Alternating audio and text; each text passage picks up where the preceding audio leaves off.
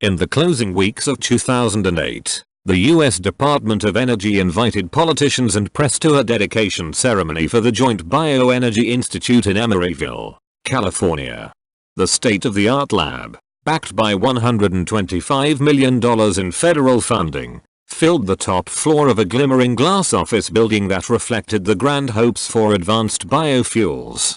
It's bringing together the best people in one location to work on what might be one of the most significant challenges of our time, said Jay Kiesling, a synthetic biologist at the University of California, Berkeley, and chief executive of the Research Institute. The mission of JBEI, pronounced JBEI, was to produce cheap biofuels from cellulosic sources, meaning the leaves and stems of plants like switchgrass rather than the grains of food crops like corn.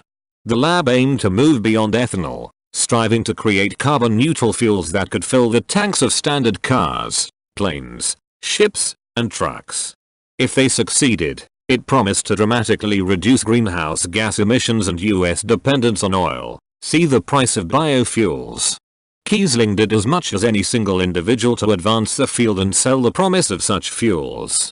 In addition to running JBEI, he co-founded several well-funded startups, including LS9 and Ameris Biotechnologies, to turn that vision into reality. But a decade later, the field is in shambles. JBEI and other federally funded bioenergy labs still survive, but most advanced biofuels companies, including Kiesling's, have given up on the dream.